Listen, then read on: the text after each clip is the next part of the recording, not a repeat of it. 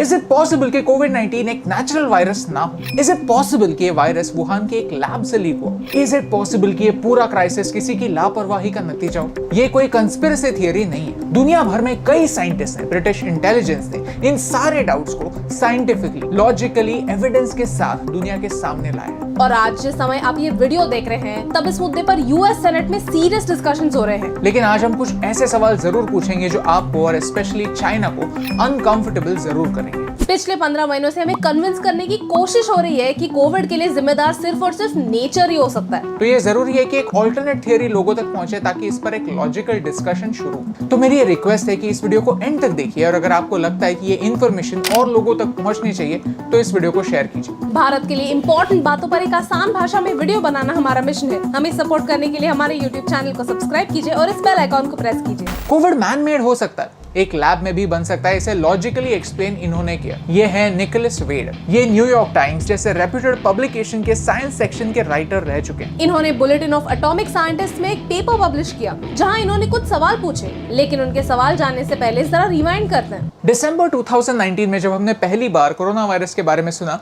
तब दो main theory सामने आने लगी। एक थियोरी है नेचुरल अकरेंस की थियोरी, जो कहती है कि बैट्स से इंसानों में ये वायरस आया। वुहान मार्केट में जहां तरह तरह के एनिमल्स को जिंदा रखा जाता है फिर खाया भी जाता है, वहां से ये वायरस इंसानों में आया। इस थियरी को कई लोगों ने मान लिया। सवाल ये है, इंटरमीडिएरी एनिमल कौन? निकोलस वेड पूछते हैं, यूजुअली जब कोई कोरोना वायरस एनिमल से इंसानों में आता है तब बीच में एक इंटरमीडिएरी एनिमल होता है। सार्स में बैट से पहले वायरस सिवेट में आया। सिवेट को चाइना में खाते हैं, इसीलिए सिवेट से ह्यूमंस में आया और ये सारा डेटा सिर्फ 4 महीनों में अवेलेबल हो गया था। मर्स में बैट से वायरस पहले कैमल्स में आया।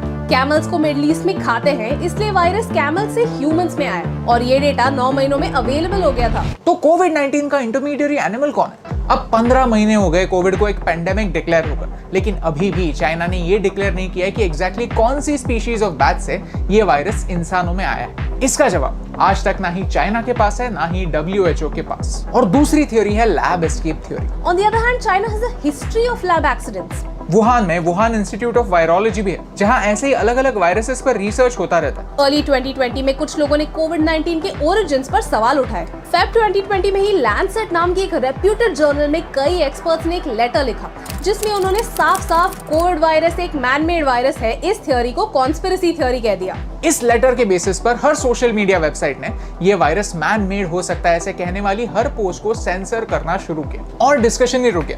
लेकिन लोग एक सवाल पूछना भूल गए।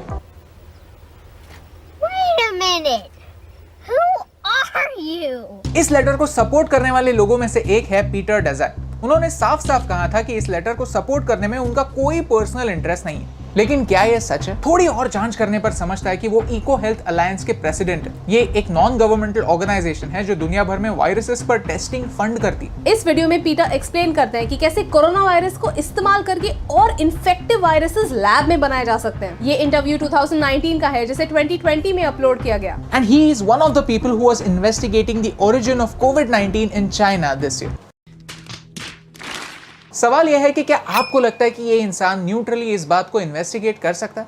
एक ऐसा इंसान जिसने किसी प्रूफ के बिना ही ये कह दिया कि ये वायरस नेचुरली अकरिंग है। WHO के human genome editing adviser Jamie Metzl ने कहा, पेंडेमिक के शुरुआती दिनों से कुछ लोग कोविड-19 लैब में भी बन सकता है ऐसे कहने वाले साइंटिस्ट को दबाने की कोशिश कर रहे हैं। We were ostracized and called conspiracy theorists. China की डॉक्टर ली मेनयांग पहली थी जिन्होंने क्लेम किया कि ये वायरस मैन मेड है। तब से चाइना ने उनकी आवाज दबाने की कोशिश की।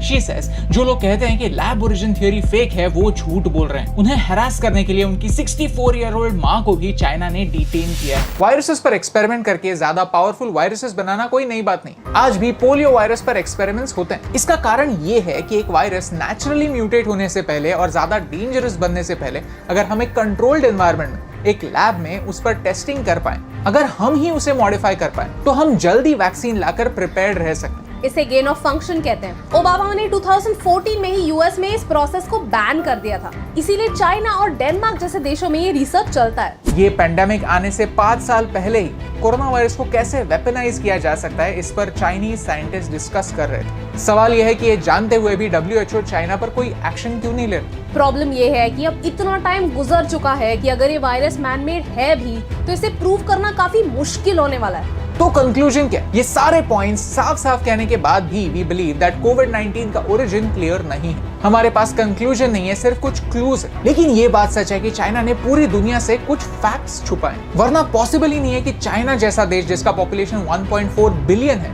वहां पे 1 लाख से भी कम केसेस हों और सेकेंड वेव कभी ना आए। The whole world must come together and stand up to China.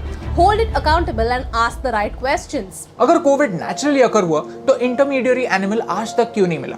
China ने ऐसा क्या किया कि उनके केसेस एक पॉइंट के बाद बढ़े ही नहीं? क्या वुहान लैब में ऐसी प्रिकॉशन ली गई थी कि वहां से वायरस लीक होने का चांस ही नहीं? So if you think that these are valid questions then please share this video, tag the important people that you know, क्योंकि ये सवाल हमने नहीं, हमसे कई ज्यादा क्वालिफाइड लोगों ने पूछे हैं और इनके जवाबों का इम्पैक्ट हम सब पर होता है। कोविड-19 ने दुनिया भर के लोगों की लाइफ डिस्ट्रॉय कर दी। 3.5 मिलियन के आसपास लोगों की जानें ली और न जाने कितने ट्रिलियंस का इकोनॉमिक नुकसान कर दिया। देखिए, ये वीडियो चाइना को टारगेट करने के लिए नहीं है, ना कि चाइनीज लोगों से हमारी कोई दुश्मनी। लेकिन अब कोविड के बाद चाइना में बर्ड फ्लू के केसेस भी दिखने लगे। अगर ऐसा ही चलता रहा तो एक के बाद एक ये बीमारियां हमारी लाइफ से कभी खत्म ही नहीं होंगी। We know that China likes to bully people. पिछले साल ऑस्ट्रेलिया के प्राइम मिनिस्टर ने चाइना से कुछ कड़े सवाल पूछे एंड इन रिटेलिएशन चाइना ने ऑस्ट्रेलिया से इकोनॉमिक टाइज तोड़ दिए। चाइना एक सुपर पावर है और उससे कोई भी पंगे नहीं लेना चाहता, लेकिन एटलीस्ट हम सही और इम्पोर्टेंट इन्फॉर्मेशन लोगों तक पहुंचा सकते हैं, एक कॉन्वर्सेशन स्टार्ट कर सकते हैं, अश्योर कर सकते हैं कि ये कॉन्वर्सेशंस कंस्पिरेसी पर बेस्ड नहीं है, लॉजिक पर बेस्ड है। चाइना सच को छुपाने की जितनी कोशिश कर रहा है उतनी ही कोशिश